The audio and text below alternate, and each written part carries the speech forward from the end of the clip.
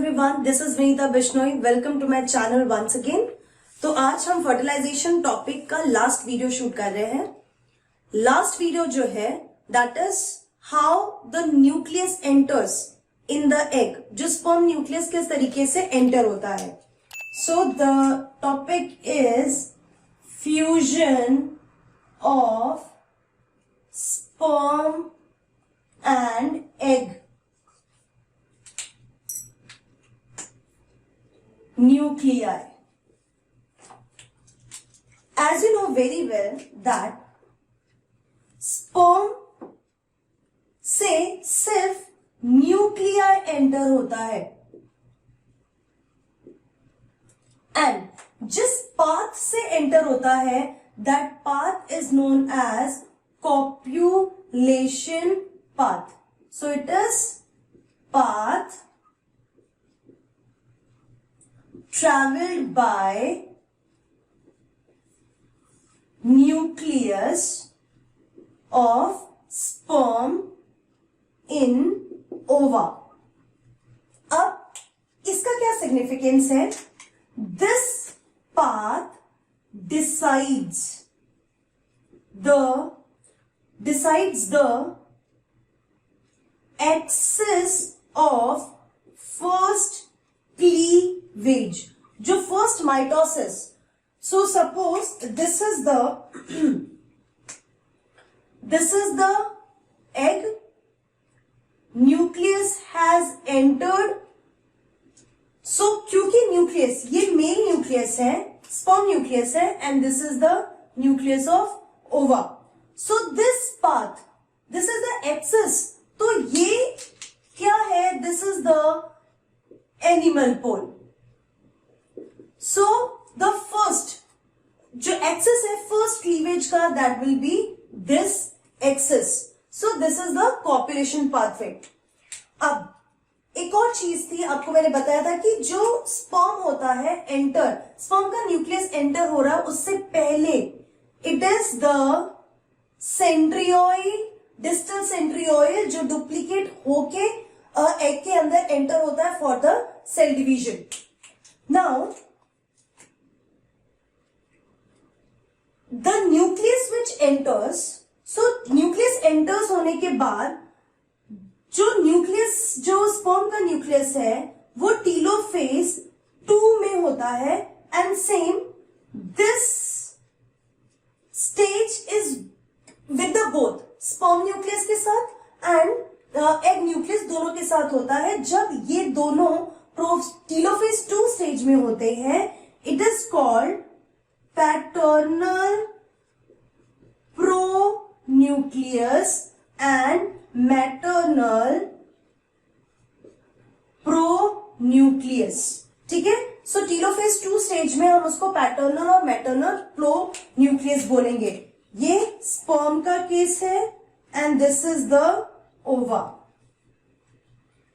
Then what happens, ये fuse होते हैं और फ्यूज होने के बाद सपोज दिस इज द ओवा, this is the nucleus of ओवा, this is the sperm nucleus and they will fuse to make zygote nucleus. Now after fusion this structure is known as zygote और zygote जो होता है वो diploid होता है and these pronucleus are haploid. और जब ये प्रोसेस चल रहा होता है that time you will see that second polar body is there in the pre-vitelline space. So this is how fertilization fusion will be done. Sperm and ova का जो nucleus है वो फर्टिलाइज होगा, फ्यूज होगा and the fertilized egg is known as zygote and now zygote will do the further division. अब हम बात करते हैं significance of fertilization. उसका क्या significance होता है? Let's discuss significance of fertilization. तो क्या significance है? पहला, fusion of two different genetic material. दो डिफरेंट जेनेटिक मटेरियल का फ्यूजन हुआ है। अब फ्यूजन से क्या फर्क पड़ता है? इट कॉजेज वेरिएशन, और वेरिएशन से क्या है? Evolution. So this is the first significance. Second significance is it triggers meiosis 2 in egg। ओवा में meiosis 2 ट्रिगर करता है। अगर फर्टिलाइजेशन नहीं होगा तो स्पर्म एंटर नहीं होगा, तो meiosis 2 भी नहीं होगा। नेक्स्ट इज मैं इसको ओवा लिख देती हूं, कंफ्यूजन ना हो। Ovum will get centriole from sperm for further division। तो ओवा के पास खुद का तो होता नहीं है सेंट्रियोल, तो वो कैसे फर्दर डिवीजन करेगा? सो इसीलिए जब स्पर्म एंटर होता है उस समय ही सेंट्रियोल स्पर्म में से एंटर होगा ओवा में, and which is good for the further division in case of zygote. Next is maintains number of chromosome in a species। किसी भी स्पीशीज के केस में नंबर ऑफ क्रोमोसोम को मेंटेन रखने के लिए फर्टिलाइजेशन बहुत जरूरी है, क्योंकि मेल गेमीट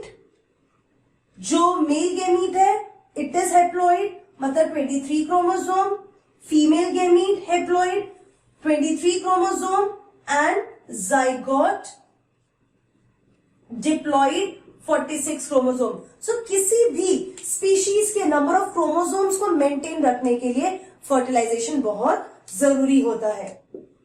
प्रिवेंट्स पॉलीस्पर्मी, हम इसको भी सिग्निफिकेंस में ही काउंट करते हैं कि अगर फर्टिलाइजेशन नहीं होता तो पॉलीस्पर्मी कंडीशन हो सकती थी, बट फर्टिलाइजेशन की वजह से सिर्फ एक ही स्पर्म एंटर हो पाता है ओवा में, एंड पॉलीस्पर्मी नहीं हो पाता है जस्ट बिकॉज ऑफ फर्टिलाइजेशन। तो हमने इसको भी काउंट कर लिया है in fertilization significance. And next one is increases the metabolic process in zygote के अंदर और स्पर्म एंड ओवा, इन सबके अंदर मेटाबॉलिक रिएक्शंस इंक्रीज हो जाते हैं due to fertilization. Chemical changes आने लगते हैं और उसके लिए एनर्जी की जरूरत होती है। So many metabolic reactions will keep on going inside these things, zygote, sperm and ova, just because of fertilization. So this is all about fertilization. हमने कंप्लीट कर लिया है पूरा टॉपिक।